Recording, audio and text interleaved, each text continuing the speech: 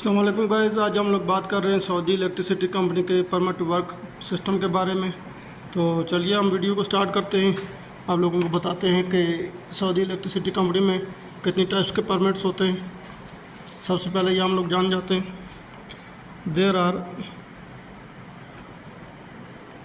7 types of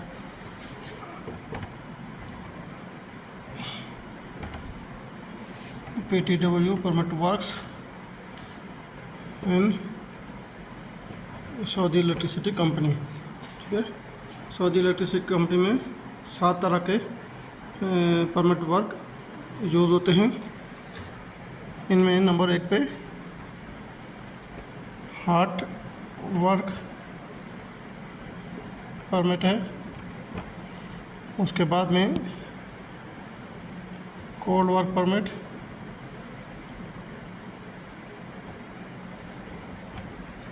number 3 पे electrical isolation,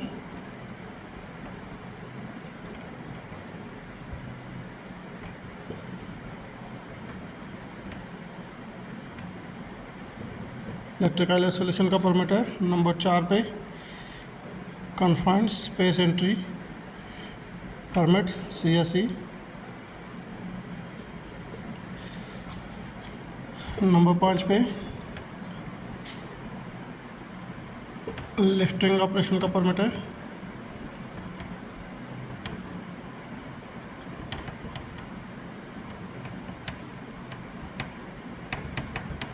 lifting operation permit. Number 6 पे work at height का permit है। Work at height.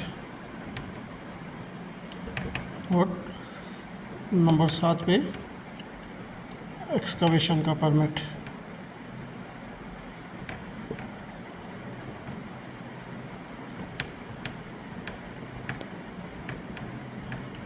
तो ये 7 तरह के परमिट्स सऊदी इलेक्ट्रिसिटी कंपनी में यूज़ होते हैं।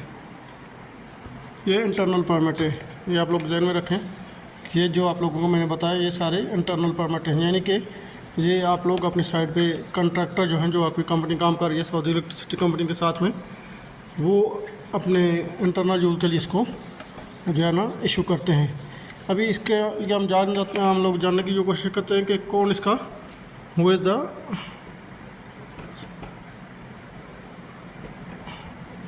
इश्यूअर ऑफ इंटरनल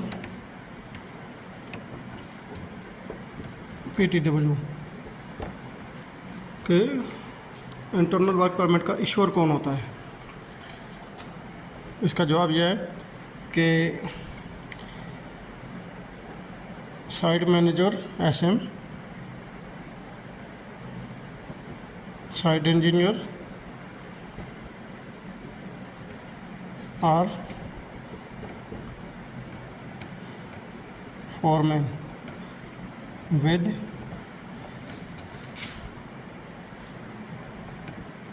relevant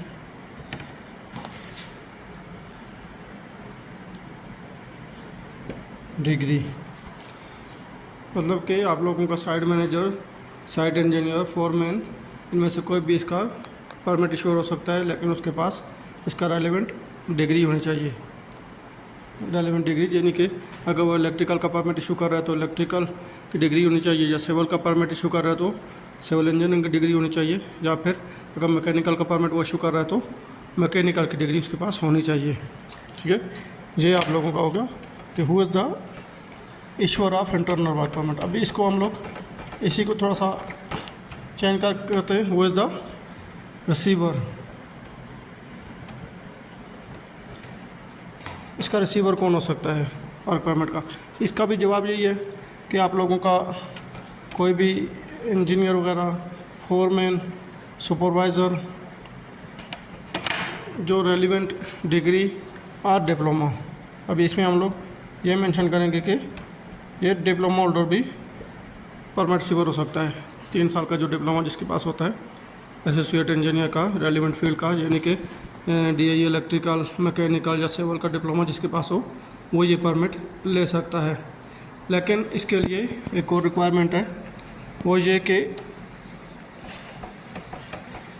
ये परमिट इश्यूअर और परमिट रिसीवर की थर्ड पार्टी ट्रेनिंग और सर्टिफिकेशन होनी चाहिए थर्ड पार्टी से, जिसको आप लोग TUV कहते हैं।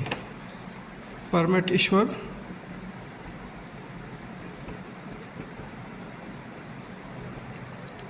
And receiver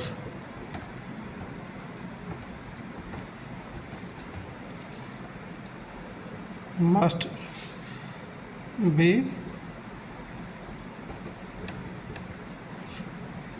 certified by a third party।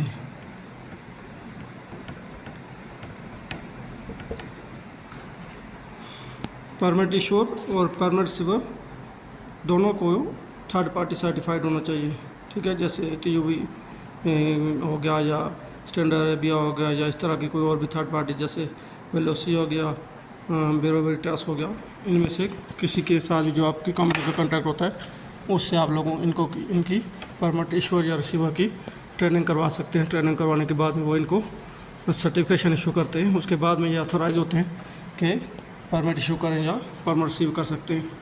ये अभी जानते हैं हम कि परमिट की ड्यूरेशन क्या होती है।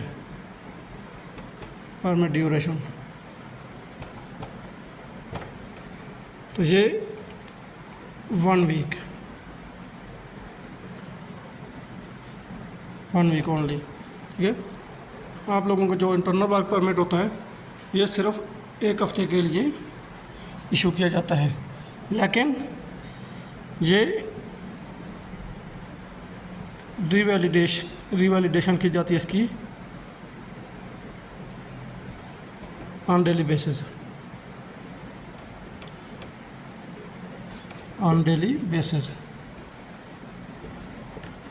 डेली इसको जो है ना रिवैलिडेट किया जाता है। और इसके सिग्नेटरी अथॉरिटी कौन होते हैं ये आप लोग समझ लें।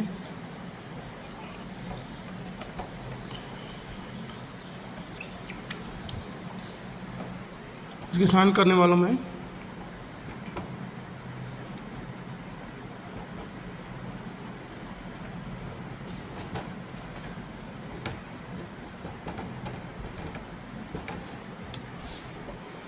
इश्यूअर, रिसीवर सबसे पहले इसको साइन करता है।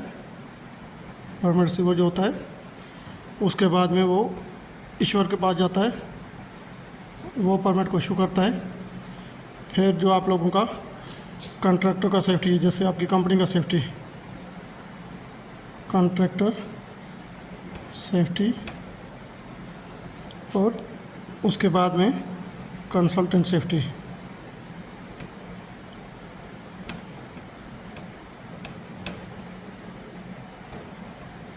ये 4 आदमी परमिट को साइन करते हैं। परमिट इशू करते हुए भी और डेली रिवैलिडेशन के लिए भी इनके साइन चाहिए। और 1 हफ्ते बाद जब ये परमिट आपका ख़त्म हो जाता है तो आप लोगों को लाजमी, मतलब कि ये सैटरडे से थर्सडे तक ये परमिट आपका वैलिड होता है रिवैलिडेशन करने के बाद में भी। तो सैटरडे को आप लोगों को लाजमी ये परमिट दोबारा जो है ना एवरी सैटरडे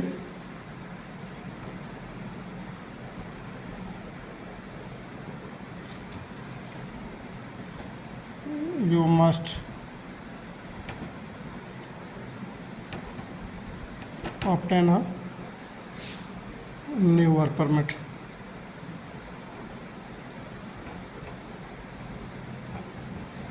हर हफ्ते को आपको पुराना परमिट जो क्लोज करके नया परमिट आप लोगों को लेना पड़ता है।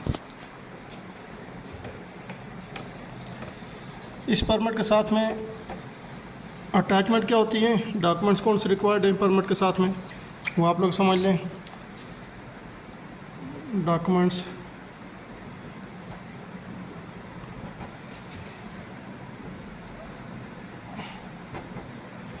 Required with PTW permit work.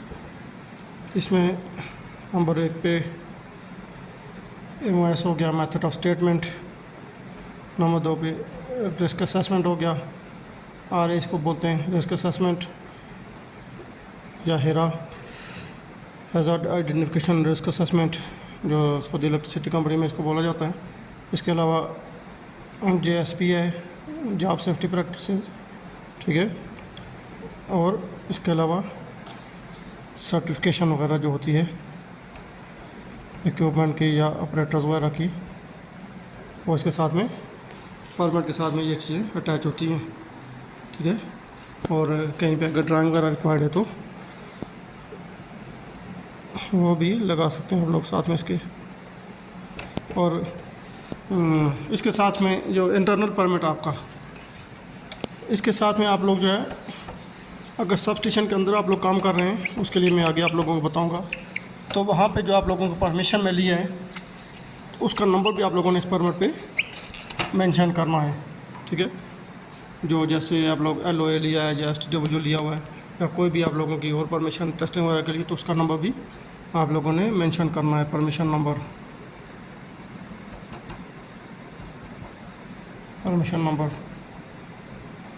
जो उस पर लिखा होता है वो भी आप लोगों ने इंटरनल वर्क परमिट पे मेंशन करना है, ताकि कोई भी जो सेक का आता है ऑथराइज पर्सन, कंसल्टेंट वगैरह या इंजीनियर या कोई भी ऑपरेटर वगैरह, तो वो आके आप लोगों को परमिट देखते हैं, इंटरनल परमिट, उसके साथ में परमिशन भी देखते हैं, तो उस पर ये परमिशन नंबर मेंशन होना चाहिए।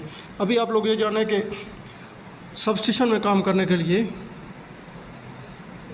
क्या आप लोगों को परमिट्स चाहिए।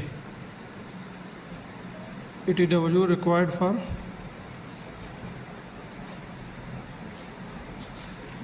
वर्किंग इनसाइड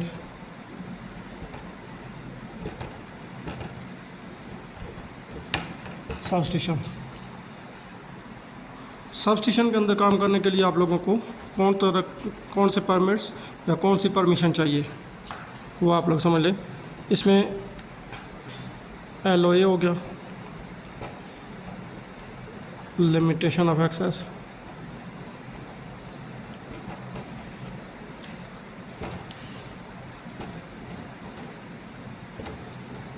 नंबर 2 पे STW हो गया,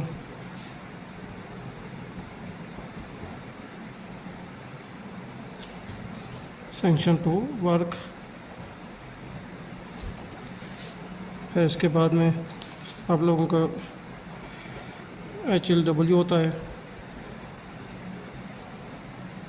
hard line permit,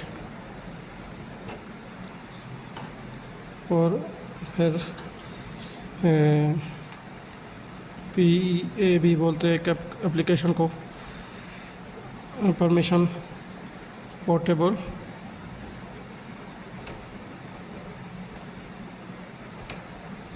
earth application.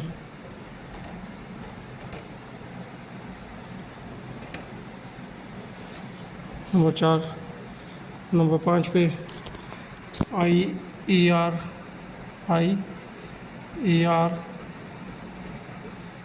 Isolation and earthing request. और लास्ट में SFT,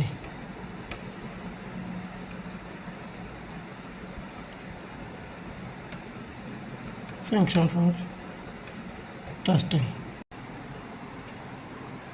ये आप लोगों का सब स्टेशन में काम करने के लिए ये आप लोगों की स्पेशल परमिशन होती हैं, जिनमें LOA, limitation of access, STW, sanction to work, और नंबर 3 पे HLW, आउटलाइन परमिट। फिर उसके बाद में नंबर 4 पे PEA, पोर्टेबल अर्थ एप्लीकेशन। नंबर 5 पे IER, isolation and earthing request. Number 6 पे SFT, sanction for testing.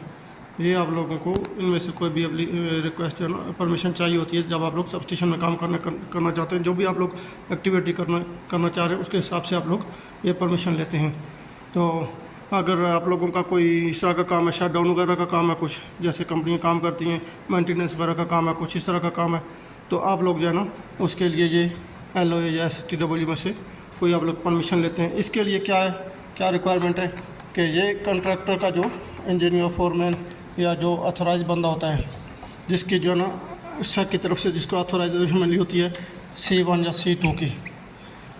C1 का क्या है कि C1 के लिए आप लोगों को हाँ सेट के जो है डिजिग्नेटेड जो उसके होते हैं सेंटर, वहाँ से थर्ड पार्टी ट्रेनिंग करनी होती है।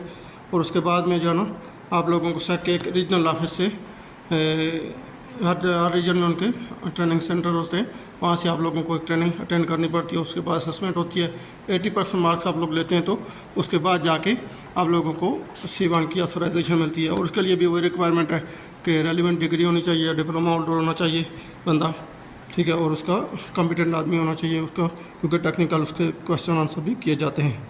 तो ये STW का क्या है ये आप लोग समझ लें, सैंक्शन टू वर्क।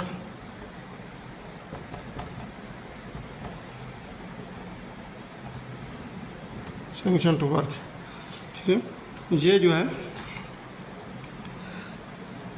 और LOA limitation of access,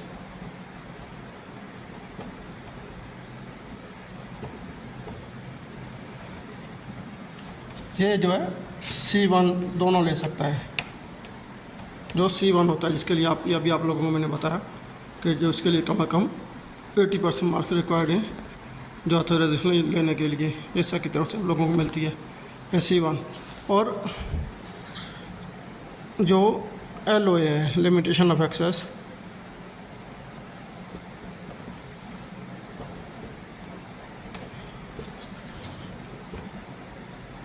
limitation of access अगर सिर्फ ये C2 जो आपका होता है, अगर कोई बंदा C2 अप्रूव है, सेक्स से ऑथराइज है, तो वो सिर्फ LOA ले सकता है लिमिटेशन ऑफ एक्सेस। उसको इसके अलावा और कोई भी परमिशन जो है वो अलाउड नहीं होती सेक की तरफ से। तो ये आप लोग को समझ लें कि C1 जो होता है ये STW LOA दोनों ले सकता है, और जो C2 होता है वो LOA ले सकता है सिर्फ ओनली। और बाकी जो परमिशंस हैं जैसे आप लोगों को बताया मैंने कि जो जैसे SFT है या ये समझ लें आप लोग SFT और HLW हो गया, और PEA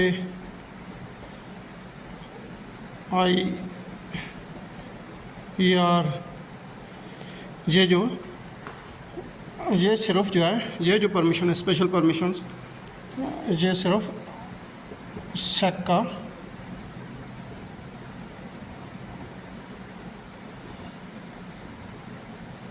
एम्प्लॉई ये परमिशन ले सकता है जो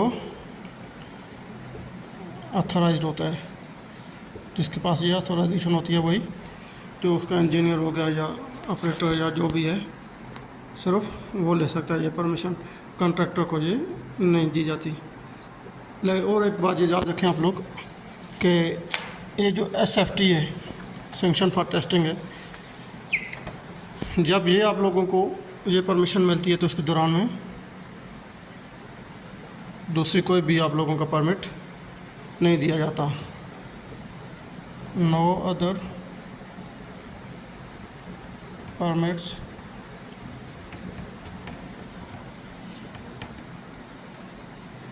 issued ड्यूरिंग SFT, ठीक है। अगर आपका SFT ओपन है सैंक्शन फॉर टेस्टिंग, क्योंकि ये टेस्टिंग का परमिशन होती है, तो उसके दौरान में आप लोगों को कोई दूसरा परमिट अलाउ नहीं होता, इशू नहीं किया जाता। ये कुछ चीज़ें जो आप लोगों को बताई मैंने, कॉन्ट्रैक्टर की क्या रिक्वायरमेंट है वर्क परमिट के लिए, इंटरनल परमिट के लिए, और सब स्टेशन में काम करने के लिए आप लोगों को कौन से परमिट चाहिए, कौन सी परमिशन चाहिए, और परमिट इशूअर रिसीवर की क्या रिक्वायरमेंट है, कौन से आदमी परमिट इशूअर और रिसीवर के लिए ऑथोराइज होते हैं, परमिट की ड्यूरेशन क्या होती है, और इसके अलावा कौन इसके सिग्नेटरी अथॉरिटी हैं, सारा कुछ आप लोगों को मैंने डिटेल में बताया। और सबसे बढ़कर ये जो कि इस सब स्टेशन में काम करने के लिए आप लोग ये सारा कुछ आप लोगों को एक एक करके जो है ना ब्रीफली एक्सप्लेन कर दिया है। फिर भी उसके बाद में भी अगर किसी दोस्त को कोई बात समझ नहीं आई तो प्लीज़ आप लोग कमेंट्स में अपनी राय से आगाह कीजिए। जो आप लोगों को क्लैरिफिकेशन चाहिए वो आप लोग उसका लिए क्वेश्चन कर सकते हैं। इंशाल्लाह नेक्स्ट वीडियो में उसके मुतालिक आप लोगों को डिटेल से जो है ना समझाया जाएगा। और प्लीज़ हमारे चैनल को सब्सक्राइब कीजिए, ये इन्फॉर्मेटिव वीडियो अपने दोस्तों के साथ भी शेयर कीजिए और हमारे चैनल को सब्सक्राइब कीजिए और दोस्तों को भी रेफ़र कीजिए ताकि हमारी हौसला अफजाई और मज़ीद इस तरह की इन्फॉर्मेटिव वीडियो आप लोगों तक पहुँचती रहें। तब तक के लिए अल्लाह हाफ़िज़।